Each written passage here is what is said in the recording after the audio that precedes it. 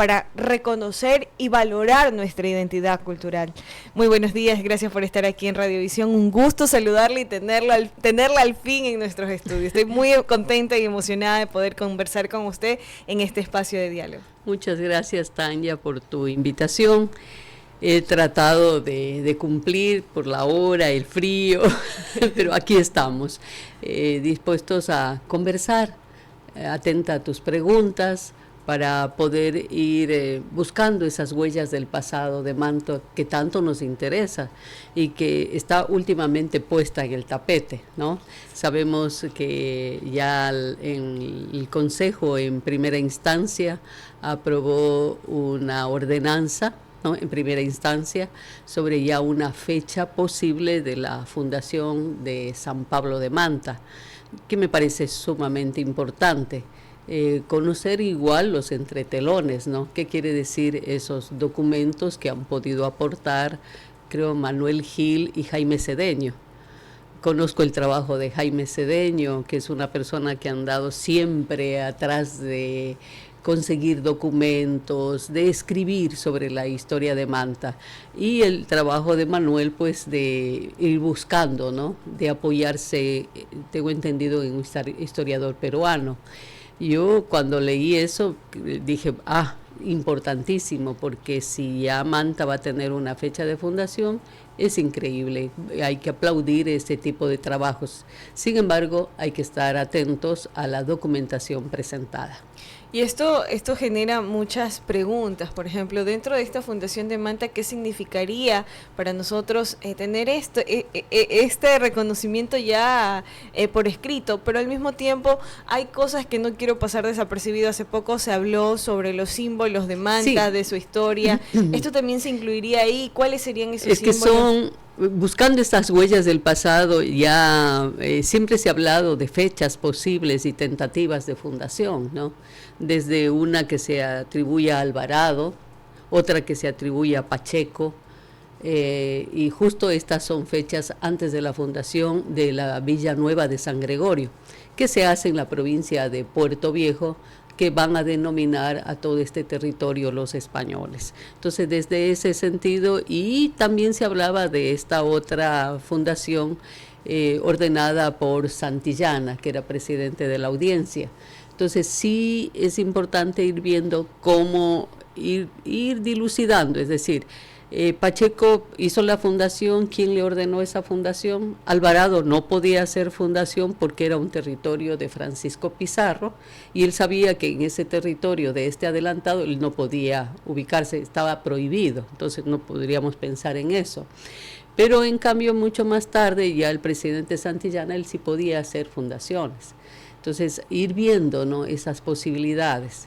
Salazar de Villasante, que está... porque encalla su barco, va a pasar unos meses en Manta, justamente aquí en el puerto, y se va a enterar de lo que ha pasado. Y él habla de que Santillana mandó a fundar San Pablo de Manta, obligando a personas de Puerto Viejo irse a radicar a Manta, al puerto, pero que solamente 3 vecinos españoles aceptaron esa posibilidad, y estos 3 se ubicaron en Manta. Y eso también lo dice Salazar de Villasante, dice que estos 3 se atribuían cada uno ser alcaldes, y que Santillana había hecho muy mal en declarar ciudad a un pueblo que no tenía ni cantidad de casas ni la infraestructura como para ser una ciudad. Eso lo está diciendo, ¿no? Pero a la vez dice, o sea, él no niega que ha habido la fundación. Lo que dice es que Santillana tiene que dar un paso atrás sobre esa fundación. Es decir, ya está hablando de esa fundación. Es decir, pero no teníamos el acta, no había la orden, y yo creo que eso es lo que han conseguido tanto Manuel Gil como Jaime Cedeño. Entonces, si ellos consiguieron eso, ya Manta va a tener una fecha de fundación. ¿Cuál sería la fecha? Ellos están manejando una fecha en mayo de 1565. Y Salazar de Villasante posiblemente su barco encalla entre el 67 y 68, es decir, está casi a 2 años de esa fundación aquí, que es el que habla, ¿no? Y sin embargo, no había esos documentos. Pero solamente se hablaba por el informe que había dado alguno de estos oidores que habían venido, habían dado informes y señalaban. Si hay esa fecha, bienvenida sea, pero con lo que te digo, una orden de Santillana, el acta de que sí se realizó la fundación, como es el caso con Bahía. En Bahía también había una duda, pero se encontró la orden, ¿no?, de Antonio de Morga, ordenando hacer la fundación. Está el acta de la fundación, es decir, ya hay una fecha, ahí sí, con acta y con todo de fundación, que es lo que se estila. Pero hay que aplaudir este tipo de trabajos, ¿no? Y el interés que están mostrando la gente de aquí Manta sobre estos temas que tienen que ver con la historia y la identidad cultural. Y por esa razón también, en cuanto a una marca ciudad, hay ya un grupo que está liderándose desde Estados Unidos. Estamos viendo cómo están hablando de la marca, pero ellos ya ponen un símbolo que es la silla manteña como símbolo de marca ciudad. Pero acá la Cámara de Comercio nos convocó a una reunión donde otro grupo de personas e instituciones se han unido para que esto de la marca sea un motivo de una participación masiva de la ciudad. Decían ahí que la marca salga del corazón de la ciudad, ¿no? Entonces vas bajo una metodología y la misma gente escoja cuál va a ser su marca, con qué se identifica más. Entonces es importante que la gente también entienda cuál es la iconografía. Hay una iconografía manteña y símbolos de esta cultura que los arqueólogos la van a denominar cultura manteña. ¿Pero qué significa el tema de la silla manteña? Hablábamos de que la silla como tal era un sinónimo de poder. Es un símbolo de poder, sí. Y tener eso como parte de nuestra identidad o de nuestra... O sea, lo que pasa es que hay varios símbolos, ¿no? No solamente es la silla manteña, está la balsa manteña, ¿ya?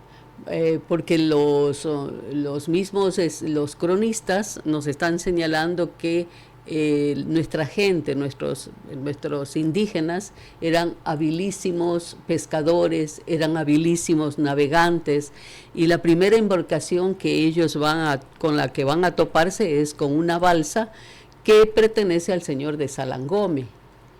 Entonces, cuando estamos hablando de Salango, también estamos hablando de toda esta región, que era la región de los Paches, a la que más tarde los arqueólogos la van a dar el nombre de cultura manteña.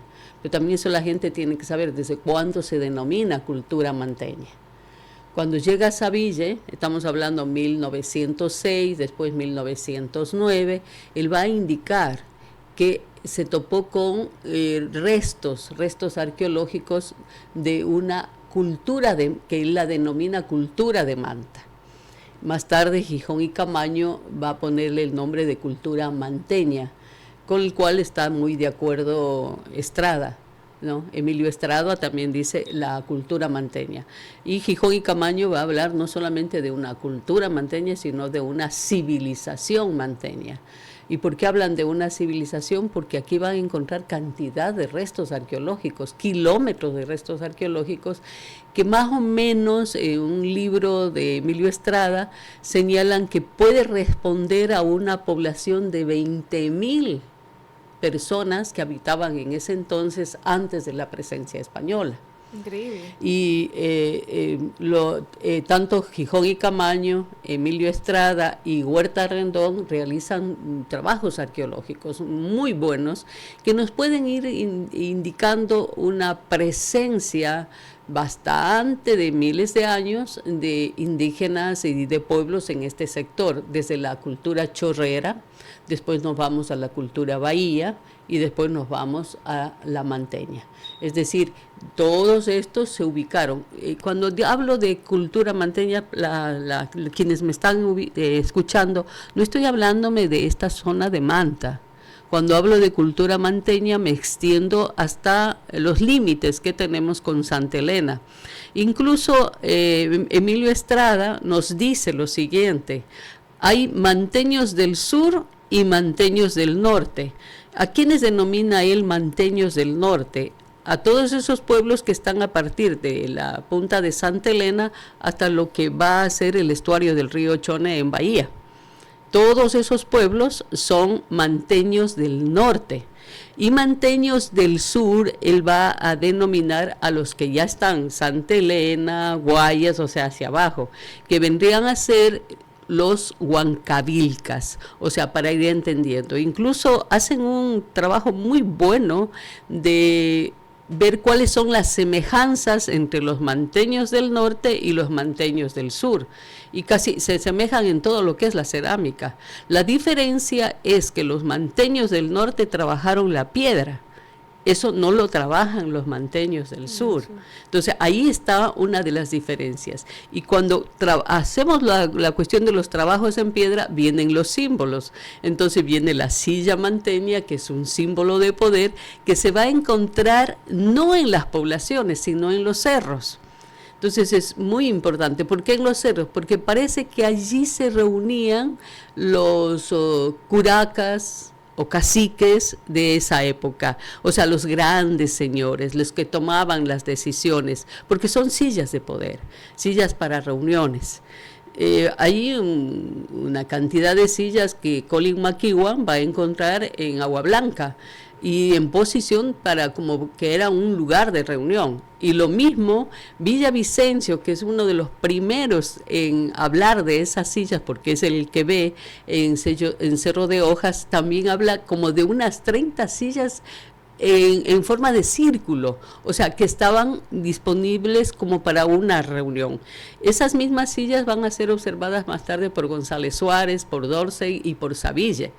Entonces es importante. Y Saville dice que en la población de Manta, en lo que es Manta, no encontró sillas, pero sí en el sitio La Roma, que es el Aromo, ¿no? Entonces, Vladimir Zambrano, que está en Estados Unidos, está muy acucioso. Hablábamos con él y me dice, es porque él escuchó posiblemente Aromo, pero no entendió bien la palabra, y él no le denominó el sitio del Aromo, sino de Roma, ¿no? Por la forma esta de inglés al español, o sea, al escuchar. Y es verdad. Entonces, el sitio este de la Roma es todo el sector del Aromo, de Pacoche y todo, donde sí se van a encontrar también sillas. Entonces, la silla es un símbolo regional, ¿no? Es un símbolo regional de una connotación increíble. Ahí están establecidos los símbolos del poder. Hay otro ícono que es la estela de piedra, prácticamente esas estelas que simbolizan la diosa de la fertilidad. Está la balsa manteña como otro también de los íconos. Y también tendríamos una representación de la diosa Huminia, de esa esmeralda grande que se adoraba en un templo y era una diosa de sanación, ¿no? Entonces son como símbolos. Pero más tarde que Manta se vuelve atunero, ¿no? Con la industria del atún, que es declarada capital atunera del mundo, entonces aparece también otro símbolo que va a ser el atún. Entonces es importante esto. Y habrá otros símbolos. Recuerden que nadie tiene la última palabra, ¿no? Igual en historia no puedo decir esto es así, porque mañana aparece un documento que me mande abajo lo que dije ayer. Entonces es importante decir, hasta este momento hemos conseguido estos documentos, ¿no? Pero mañana puede aparecer otro. Es así. Entonces, hacer negaciones o afirmaciones absolutas no se puede en historia, por esta razón, ¿no? Por eso, yo estoy hablando de ciertos símbolos, pero alguna persona pensará en otro símbolo más y podrá decir sus razones, por qué este es un símbolo. Esto es increíble y totalmente fascinante, porque por ejemplo, al hablar de la silla manteña, en este caso David Ramírez la ha llevado por 11 años, impulsándola, hablando de este símbolo de poder, incluso se muestra en un museo en Estados Unidos. No, es que la silla está en varios museos en el mundo, o sea, no solamente en Estados Unidos. Saville llevó cantidad de sillas fuera. Y así se fueron llevando arqueólogos que venían y llevaban sillas, o que se vendían, incluso se salían fuera del país. Están en varios museos en el mundo la silla, porque es única, su forma es única. Y no solamente, hablemos, David Ramírez lo dice hace 11 años, pero yo que recuerdo, porque yo tengo mucho tiempo muy relacionada con el grupo de teatro La Trinchera, que después se creó en una fundación La Trinchera. Entonces, como he estado muy pegada a ellos, el primer festival de teatro internacional, el recuerdo que se le dio a la gente, no en el primero, se le dio en varios festivales, fue una silla manteña. Estoy hablando 43 años. Wow. El municipio acogió también la silla manteña como su símbolo ciudad. Podría ser el símbolo de la ciudad, ¿no? O sea, pero lo que no es estar, yo por lo menos no estoy en contra de que la silla manteña sea la marca ciudad, sino es en la forma. Es decir, no puedo imponerte a ti algo. La marca sale de la ciudad, pero en base de que hay metodologías, habrá que hacer entrevistas, encuestas, ver que sacar elementos que la misma ciudad lo diga, reuniones. Este es un trabajo que no es de un día, puede demorar meses, hasta que con datos estadísticos se demuestre que el pueblo escogió tal ícono como marca ciudad.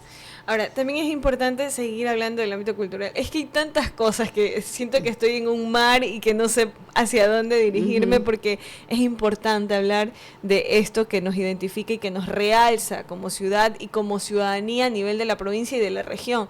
El Cerro de Jaboncillo, el libro que usted está escribiendo con la Cámara de Comercio. No, a ver, es que vamos, el cerro de Hojas, que es una parte, y otra parte es el Cerro Jaboncillo. Al parecer, con todas las contribuciones que tenemos de varios arqueólogos, ¿no? Marcos, Lunis, de Tatiana Hidrobo como historiadora, es un centro de poder, ese Cerro de Hojas Jaboncillo, ¿no? Posiblemente era el centro de reunión de los grandes jerarcas. Y recordemos que está prácticamente cercano al Cerro de Hojas, está uno de los pueblos más antiguos, que es los Picuazas. Entonces, es muy importante. Entonces, cuando yo veo Picuazá en el lugar donde está, comienzo a pensar el río y Picuazá en el mar, en la playa, salido, ¿no? Entonces, eran importantísimos. O sea, tenían su centro de poder, pero tenían salida hacia el mar. Es que nosotros siempre que cuando trabajamos en la parte histórica, cuando tratamos de irnos 100, 200, 1000 años atrás, tenemos que imaginarnos cómo era en ese entonces, qué había en ese entonces, ¿no? Entonces, ahorita no tenemos agua, pero en esos entonces había ríos de forma permanente. Ahora tenemos ríos solamente en invierno. Y los cauces son ocupados en invierno. Entonces en invierno incluso sabemos por dónde iba un río, porque a veces yo le puse un tape, pero cuando los inviernos son fuertes, ese tape se va a perder y los ríos van a aparecer hasta por mitad de las ciudades, porque los ríos tienen memoria, buscan su cauce.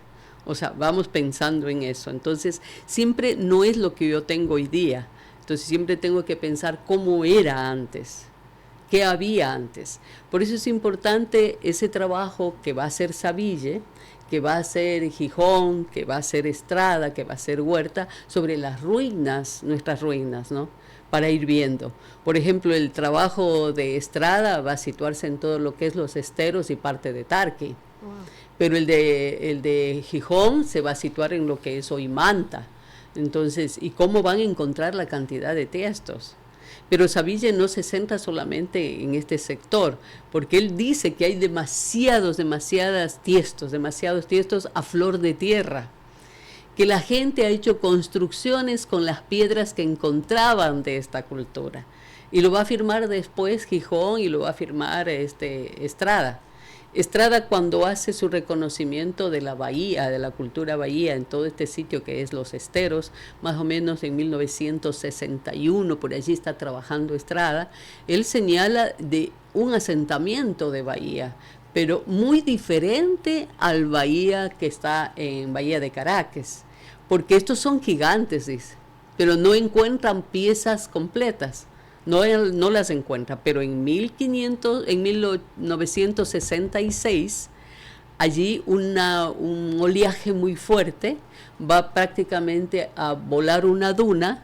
¿Y qué va a aparecer allí? Va a aparecer una especie de santuario, maravilloso santuario, más de 4.500 piezas de cultura bahía, de los gigantes de Bahía van a aparecer. O sea, el mar descubre ese santuario maravilloso aquí en Los Esteros. Yo conozco el punto, el lugar donde estaba. Hablamos en esa ocasión, no en ese, sino en el año que yo hago la curaduría, para más o menos revivir ese momento en que aparece ese santuario. Y hablábamos con quien estaba en el municipio que por favor recuperemos, hagamos nuevamente ese santuario, porque había fotografías y existen las fotografías en la revista Vistazo de esa época, y un escrito muy bueno de Huerta Rendón, muy bueno, donde nos establece cómo mismo estaban las piezas y cómo la gente de una manera bárbara, venía con lámparas, con velas, y desbarataron todo, se lo llevaron, lo vendieron, destruyeron. Lograron muy pocas piezas se lograron recuperar el municipio, que lo tiene en su reserva, y lo que tenemos en una poca reserva también en lo que es el museo que estaba no en el Caseví, sino en el museo que está frente a Malecón. Ahí hay unas piezas en reserva con las que yo hice una curaduría y les llamé Gigantes de Bahía. Sí. ¿Qué podemos hacer para que la ciudadanía se empodere y se sienta orgullosa de su historia? Es que creo que parte de lo que estamos viviendo y que estamos en ese círculo es que hemos olvidado de dónde venimos. Perfecto. Es una excelente pregunta. Y yo digo, a ver, lo podemos hacer con los medios, lo podemos hacer, hay muchas personas que manejan muy bien esta herramienta que tienen en los celulares con unos pequeños flashes, no sé cómo les llamen, yo desconozco la tecnología de ahora, pero es TikTok, ¿no? Sí.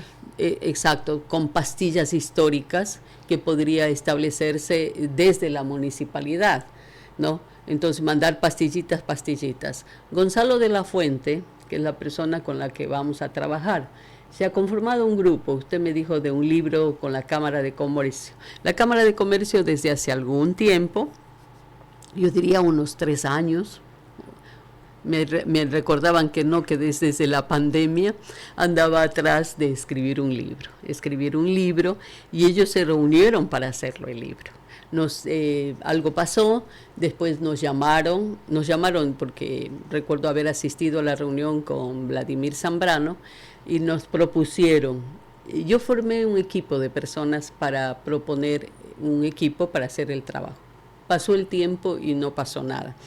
Pero ahora sí ya es efectivo, se hizo un contrato, ¿no? Entonces se ha armado un equipo de personas para poder recuperar hitos de la historia de Manta, porque no vamos a poder escribir toda la historia de Manta, es imposible, ¿no? Y ha habido muchas personas aquí en Manta, cronistas, historiadores, investigadores, escritores, ¿no?, que han generado libros, textos, artículos sobre la historia de Manta. Lo que nosotros pretendemos es aquellos hitos muy fuertes con documentos primarios. O sea, nos vamos a fuentes primarias, ¿sí? No vamos a tomar lo que han escrito otros. Vamos a tratar de ir a fuentes primarias, con la fuente primaria, para no torcer la historia. Una especie de flash informativo, una forma diferente de hacer historia, pero para que la gente se enfrente a ese documento antiguo, lo vea, lo sienta, ¿no?, y lo sienta, estoy diciendo, lo vea y lo escuche. Y estamos generando algo diferente, pero con esto, un acercamiento a la historia. Pero ¿cómo hacer que las personas que viven en Manta comiencen a amar la historia y fortalecer su identidad? Es a través de las escuelas, a través de los colegios. Es ahí donde formo yo la identidad cultural. La identidad cultural empieza, dice, en la casa, con el contacto que tienen con sus padres, con sus hermanos, pero es en la escuela donde comenzamos a fortalecer esa identidad cultural, desde la identidad cultural barrial, parroquial, cantonal, o sea, son trabajos que se hacen con los docentes. Entonces a los docentes habrá que darles pastillas de historia para que puedan trabajar con los estudiantes y comenzar a fortalecer eso. Al pueblo, lo que le digo, el pueblo está pegado a un celular, entonces ir realizando este tipo de trabajos desde la municipalidad, porque hay que ver qué trabajos se van a producir, o desde la Cámara de Comercio, qué trabajos se van a producir. O sea, no todo se puede pasar, sino aquellos trabajos que tengan un filtro, que yo sí pueda comunicar a la gente. Y ahora hay que ir como que al dinamismo de los chicos. Usted mencionaba el tema del TikTok, que es como que la red social en la que ellos actualmente se abastecen de información, de las tendencias y todo lo demás. Y el compromiso de las instituciones, en este caso felicitar a la Cámara de Comercio porque lleva ese compromiso de escribir un libro que se salga del esquema de los demás y que sea dinámico, porque conozco a De la Fuente y es un artista con las cosas que hacen, es maravilloso, incluso cómo utiliza la inteligencia artificial hasta para darle rostro a los personajes, y es increíble. Yo rostro y voz. Sí, yo le admiro muchísimo. Sí, pero por ejemplo, es un excelente trabajo de Gonzalo, por eso le digo, Gonzalo es parte del equipo, ¿no? Y lo que quiere la Cámara de Comercio, o sea, estamos en muy buenas conversaciones, tanto con Hugo Vargas como Lucía. Hemos conversado mucho sobre esto. Lucía quiere algo muy en especial, y por esa razón nosotros tratamos de que desde el libro, generar el libro, pero el libro genere estas pastillas, ¿no? Para que alojadas en la web de la Cámara de Comercio tenga acceso toda la población, no solamente de Manta, de Manabí, del país, pero algo diferente, algo que nos acerque a nuestro pasado, a nuestro presente. Es decir, que comencemos a tener ese sentido de ciudad, de amar. Mira, yo no soy de Manta, yo soy de Jipijapa. Amo a Jipijapa, pero desde que yo estoy aquí en Manta, desde el 97 que vivo en Manta, comencé a amar esta tierra. Pero amar la tierra es conocer su historia. ¿Cómo puedo decir que amo una ciudad si no conozco su historia? Y no solamente conocerla, sino defenderla, promoverla. Eso es lo que tenemos que hacer. Entonces, yo la siento a Manta dentro, como siento a Manabí dentro de mí. De ese trabajo que he hecho con la gastronomía, me ha llevado por cada pueblo de Manabí, para ir conociendo cómo siente, cómo come, conocerle desde su cocina, desde el corazón de los hogares. Entonces sí puedo entender la identidad cultural de Manabí y de los mantenses, de los patas saladas, de los cholos, pero cuando digo cholo no peyorativo, sino con esa admiración de esta gente que miles de años viene ayudando a sus pueblos trayéndonos los frutos del mar.